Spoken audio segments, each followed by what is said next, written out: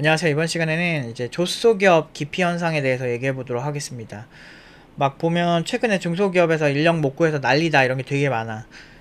근데 이거는 이제 전반적인 거고 IT 업계 입장에서는 개발자를 못 한다는 분들 진짜 많으세요. 근데 사장님 그런 분들이 많은데 문제는 그냥 일반적인 개발자를 못 구한다는 게 아니고 이제 경력자들을 선호하는 거지. 그러니까 경력자를 왜 선호하냐면 이제 보면은 이제 신입들이 이제 회사 들어가면 다 비용이거든요. 신입들은 비용입니다. 웬만하면 훈련 안 되는 신입들은 국비 지원을 만약에 보통 한 6개월 다녔다고 치면 6개월 하고 이제 오면은 회사 업무가 6개월 해가지고 할 수 있는 업무가 요즘은 많이 없어요. 그러니까 별로라고. 그러니까 거의 단순 업무밖에 안 하니까 위에 사수들을 한 명 딱 만들어. 그래서 사수를 붙여.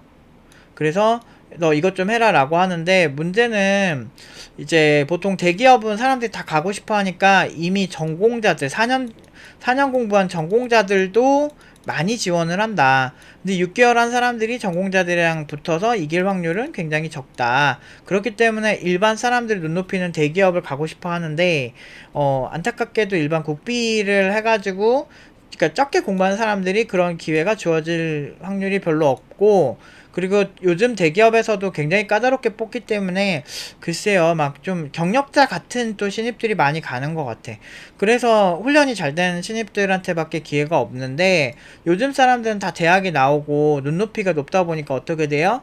중소기업을 조소기업이라고 보고 뭔가 이상한 피해의식을 학습한 경우가 많지. 근데 기업 입장에서는 사수 한 명 배당해야 되지. 1인분도 못 하는데 또 얘네 키워놓으면 어떻게 돼? 2년 뒤면 어디가?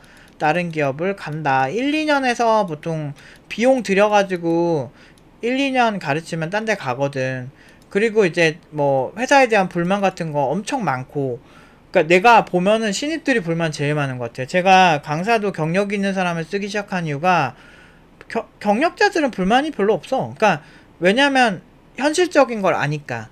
그리고 경력자들을 뽑으면 바로 일에 투입시킬 수가 있거든. 그러니까 기업 입장에는 투자 비용이 적은 거야.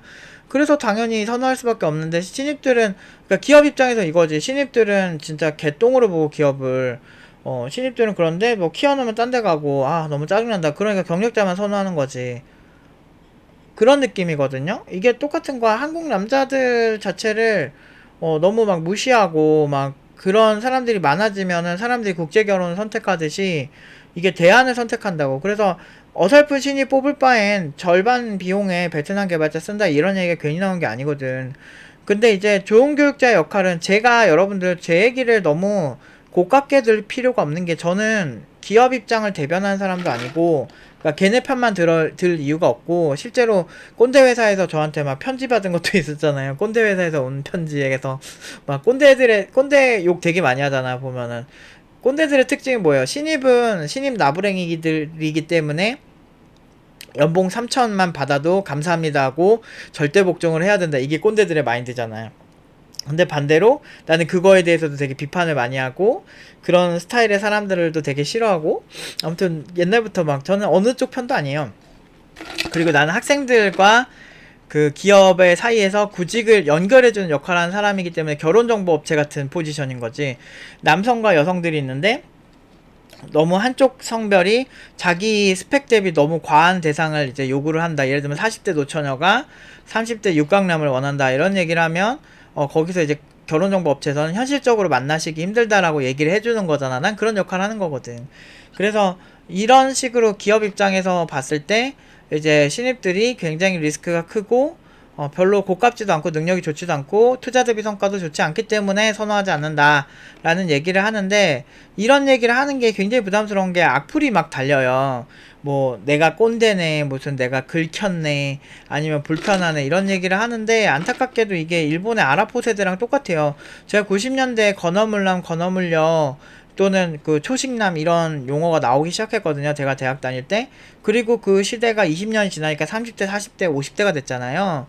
그 사람들이 일본에서 엄청난 사회 문제가 되거든요. 부모 세대들 등골 빨아먹기도 하고 직업도 안 구하고 그러는데, 지금 경제 저성장, 일본도 이제 90년대 이후로 경제 저성장이 계속 이렇게 나오면서 디플레이션이 되게 많이 발생하면서 굉장히 경제가 오히려 힘들어지는 그런 부분이 생기면서 사람들이 득도하면서 결혼도 안 하고 연애도 안 하고 아무것도 안 하는 이런 현상이 생기다가 지금처럼 온 거거든요. 근데 지금이 한국도 저성장 국면에 들어섰고 출산율도 낮아지고 여러 가지 측면에서 비슷한 양상을 보여지고 있고 사람들이 취업도 안 하고 눈높이에 맞는 기업이 없다라고 생각을 하는 거지. 알고 보면 본인들도 부족한 건데 메타인지가 안 되는 거지. 부모 세대는 이 세대들을 굉장히 우쭈쭈쭈 하면서 중국의 소황제처럼 키워내니까 나는 문제가 없고 너는 문제가 있다라고 하는 거지. 그래서 요즘 사람들 보면 저게 정말 상식적으로 말이 돼 싶을 정도로 이기적인 사람들이 진짜 많아요. 그래서 저도 살면서 편의점에 갔었는데 그 편의점에서 이제 장바구니에서 이렇게 살 거 갖고 와서 계산하고 이제 가려고 하는데 잠깐만요 이거 원위치에 갖다 놓으세요 하고 알바생이 날 시키는 거야 일을. 그럼 나한테도 알바비 주나? 할인 좀 해주나 싶었어. 근데 그 알바생이 결국에는 내 말고 다른 사람도 거기 갔다가 기분 나쁜 경험을 했다고 그 얘기를 하는 거야. 그래서 그러면서 좀 개념이 없더라고. 근데 이런 사람들이 은근히 좀 많거든. 이상한 갑질 프레임에 자기는 되게 의리라고 이렇게 생각을 하고 그런 사람들이 많아지면서 근데 그런 거를 그냥 이렇게 그런 사람들과 논쟁을 안 하려면 유튜브 찍을 때도 있는 그대로 아름답습니다. 중소기업이 문제죠. 조소기업 개새끼들 이러면서 내가 막 욕을 하면 좋은데 안타깝게도 팀노바는 중소기업 많이 보내거든. 물론 중소기업에 있다가 3년, 2년, 3년 뒤에 카카오랑 뭐 토스 이런 데로 이직하는 친구들도 꽤 많았는데 뭐 자기 창업하는 친구들도 많고 막 그래서 사실 지금 네카라쿠베 당토 다니는 친구들도 은근히 많아요. 경력 쌓고 제가 그렇게 가라고 했거든요.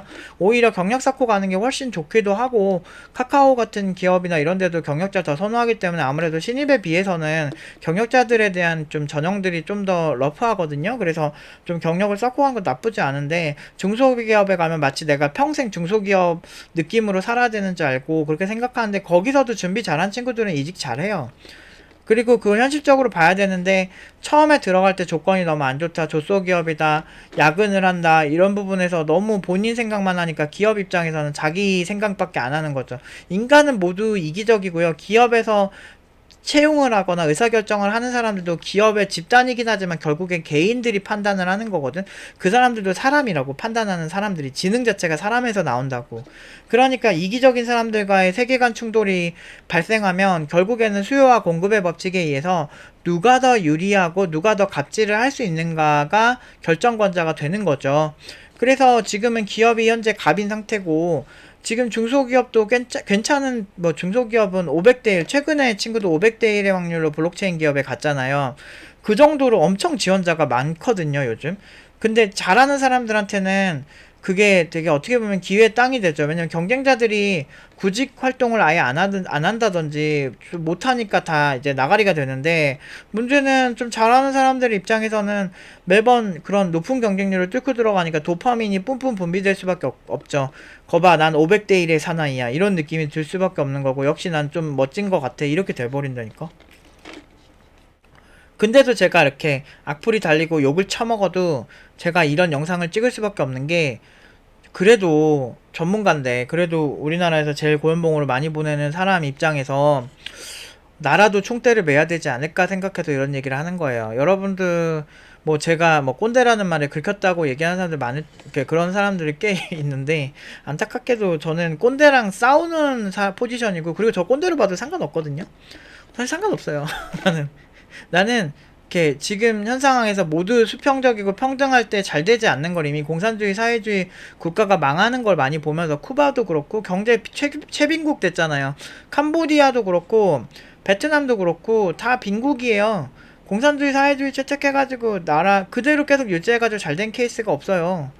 그런 상황들이 되게 위험하다니까. 중국도 홍위병 때문에 얼마나 고생을 많이 했어요. 홍위병이 문화 다 때려 부수고 그러니까 우리나라 문화재도 막 되게 욕심부리고 그러잖아요. 우리나라 문화가 워낙에 훌륭하고 우리는 유지를 잘 했으니까 홍위병들이 그 문화대혁명 하면서 다 때려 부수고 사람들 막 때려 죽이고 막 지식인들 때려 죽이고 막 이렇게 열등감에서 나온 거건 다. 물론 그게 본인들이 이제 뭐 정치적 목적에서 그렇게 한 거지만 결국에는 다 정치인들한테 선동돼서 그렇게 되는 것 같아. 근데 저랑 전문가잖아 저는. 그래서 여러분들이 사회 분위기에 선동 안 당했으면 좋겠어요. 그러니까 20년 전에, 30년 전에 일본의 분위기가 암울해서 이대로 세상이 망할 거야 라고 해서 아무런 경제 활동을 하지 않던 세대가 지금은 사회 문제가 되고 있거든. 근데 지금 우리 세대가 그러면 안 되잖아. 여러분들 중소기업이라 해도 조건 안 좋더라도 일단 가면서 기회를 노려보세요. 연봉을 팍팍 올릴 생각을 해보세요. 만약에 이 회사에서 안 올려준다, 이직하면 돼. 이 회사에서 나를 평생 먹여 살릴 이유는 없고, 이직도 내 맘이잖아. 최대한 이기적으로 사세요. 근데 지금처럼 중소기업한테 바라기만 하고 그런 식으로 가면은 절대 안 먹혀요. 그러니까 지금 현실적인 방법은 일단 일하면서 계속 기회를 노려보는 게 제일 좋고, 아니면 공부를 좀 빡세게 하면서 기회를 노려보는 게 가장 현실적이고 여러분들한테 좋은 방법이에요. 진짜 후회합니다. 진짜 크게 후회합니다. 난 장담할 수 있어. 그러니까 사람들이 제일 상대방을 망하게 하고 싶을 때 하는 행동이 뭐냐면, 야, 있는 그대로 너는 아름다워, 아무것도 하지 마 라고 하면 돼요. 내 대학 동기들이 그랬거든. 그 되게 예쁜 여자애들한테. 근데 있는 그대로 아름다운 사람은 없고요.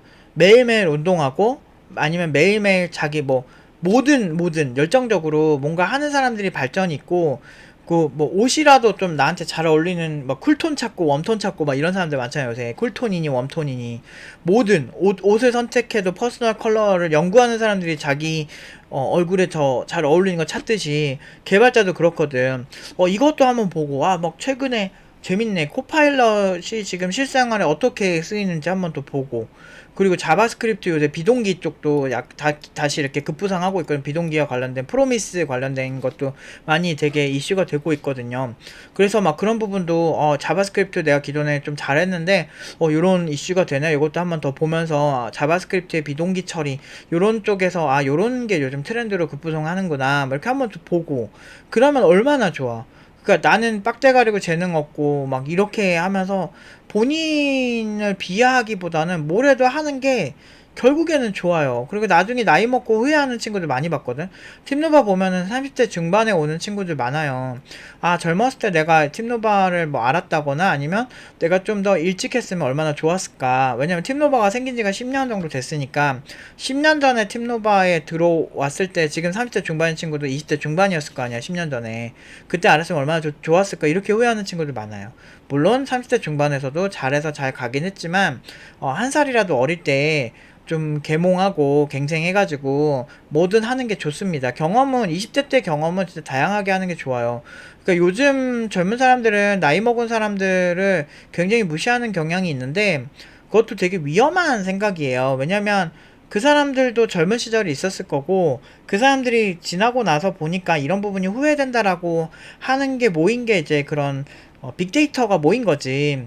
그래서 막 내가 젊었을 때 젊어 고생 사서 한다 이런 거를 꼰대 말이라고 보는 게 아니고, 저도 옛날에 젊어서 고생하는 게 과연 도움이 될까 했는데 뭐 여러 가지 측면에서 좋죠. 그러니까 일단 뇌가 젊기 때문에 그 젊었을 때 하는 고생들은 이게 비효율적인지 아닌지 판단하는 아주 좋은 정보가 되고요. 그 인공지능에서 기본적으로 인간의 뇌를 따라해서 인공지능을 만들거든요.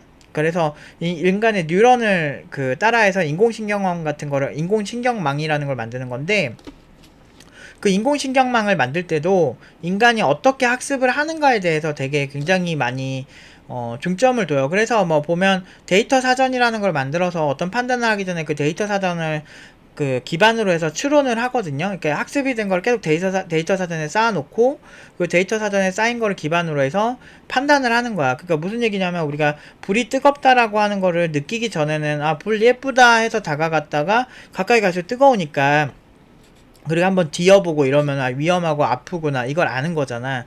그런 경험에서 오는 거를 이제 쌓이게 만들어서 인공지능을 만드는 것처럼, 이게 그런 데이터들이 쌓였을 때 훨씬 더 잘 활용할 수 있는 게 한 살이라도 어릴 때죠.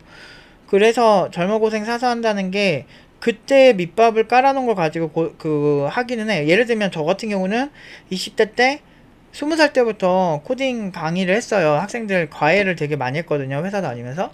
과외를 하고 그러다가 고생 많이 했죠. 밤 12시? 그러니까 투잡을 하게 되니까 회사 끝나고 8시 뭐 8시에 퇴근을 해서 뭐 6시에 퇴근할 때도 있고 뭐 7시에 퇴근할 때도 있었는데, 아무튼 퇴근하고 이제 과외 학생들과 약속 잡은 시간에 그 집 가서 과외하고 집에 오면 한 12시 이렇게 됐었거든. 그때는 삶이 너무 고단하고 너무 막 힘들다. 세상살이 너무 힘들다. 그리고 열등감 같은 게 되게 많이 생길 수밖에 없었던 게, 그 강남에서 이제 일을 할 때였는데 23살인가 4살 때였나? 강남에서 막 그 있어, 되게 그 삼성 그 뒤쪽에 SI 하는 사무실 꽤 있거든요. 그 삼성 그 사옥 되게 멋진데 옆에. 그런데 거기서 일을 했었는데 프리랜서들 한 500명 있던 데였는데, 거기서 막 일하고 이제 새벽까지, 그러니까 밤 10시 11시까지 일하고, 이제 그 당시 인천 살았는데 그 집에 가려면 또 버스 타고 막 또 한두 시간 가야 되고 막 이러니까 되게 힘들었어. 근데 그때 이렇게 강남대로를 터벅터벅 걷는데 너무 고된 거야, 삶이. 그러니까 근데 월급은 고만고만하고. 그래서 나는 내 인생이 이렇게 평생 살 줄 알았었지. 근데 그때 내가 어렸을 때니까 잘 몰랐으니까. 근데 그렇지 않더라니까. 점점 내 실력이 느는 거야. 그리고 내가 점점 더 잘해지는 거지. 내가 물론 나는 열심히 했지. 나름대로는 진짜 열심히 했어. 그렇게 하다 보니까 점점 좋아지니까 이게 사람이 발전을 하는 거예요. 하나씩 점점 발전할 수밖에 없고, 뭔가 생각도 더 발달을 하니까 더 좋은 기회를, 이렇게 하면 더 좋은 기회를 잡을 수 있겠다, 이런 생각이 들면서 그다음부터 버는 페이가 커지고, 그러니까 주거 환경도 점점 좋아지고 점점 여유가 생기고, 그러면서 여유가 생기면은 더 여유로운 생각을 하게 되는 거지. 그러니까 가진 사람이 더 많은 좋은 생각을 할 수밖에 없는 이유가 거기 있거든. 그래서 그런 밑거름은 뭐 유년기 시절에는 부모님들이 만들어 주는 건데, 난 우리 집도 가난했기 때문에, 나는 우리 집 막 나 20살 됐을 때 쫄딱 망해가지고 월세 50만 원에 막 5명이 같이 살고 그랬거든. 그러니까 그 정도로 답이 없었어, 우리 집도. 근데 그때부터 차근차근, 어쨌든 서울 시내에서 밥 먹고 살 수 있는 집이 있다는 거만으로 감사하면서 살았고, 그러면서 이제 하나씩 만들어 간 거지. 그러면서 지금은 내가 부모님 주거 쪽도 다 담당을 하고 제가 하는데, 물론 저도 많이 힘들어요. 지금 많이 힘들지만 그래도 어렸을 때, 그러니까 20대 때보다 훨씬 좋거든, 30대가. 그런 것처럼 여러분들 정신을 똑바로 차리고 하나하나 일어 나가세요. 물론 진짜 내 주변에도 타고난 게 금수저라서 돈 존나 많은 사람들도 있고 막 그런 사람들 보면 나도 부러워. 그런데 뭐 어쩌겠어. 내가 이렇게 타고난 걸 티 중에 티라서 뭐 어쩔 수가 없어. 그렇다고 해서 뭐 우리 뭐 부모님이 원망스러운 것도 아니고, 그냥 대다수의 사람들이 이렇게 살거든. 금수저가 몇 명이길래, 몇 명 안 돼요. 그렇기 때문에 대부분의 사람들의 평균치 이상만 살아도 너무 감사한 거지. 물론 나는 평균치 아래였기 때문에 열심히 살았지만, 근데 그렇게 일어놓은 게 많으니까 어디 가서도 당당한 건 좀 있어. 나는 그렇게 막 내 자존감이 그렇게 떨어지진 않아요. 왜 안 떨어지냐면, 내가 가르치는 학생들이 업계에서 진짜 엄청 좋은 조건으로 많이 가니까 내 직업에 있어서는 어디 가서든 당당하게 얘기하고, 그 자부심이 남들이 봐주는 게 아니라 자부심은 내가 만드는 거야. 그리고 내가 어떤 노력을 했고 어떻게 험난한 과정을 통해서 이뤄냈는지를 잘 알기 때문에 스스로에 대한 어떤 되게 이런 신뢰 같은 게 엄청 많이 쌓입니다. 이게 실력이 주는 되게 장점이에요. 그리고 그러다 보면은 자연스럽게 사람 자체가 매력적으로 보일 수밖에 없는 거지. 그래서 저는 실제로 저 보고 더 좋아하는 사람도 되게 많아요. 그러니까 그래서 웬만한 뭐 그런 악플 이런 거에 그렇게 많이 흔들릴 수가 없는 게, 물론 기분은 나쁘지.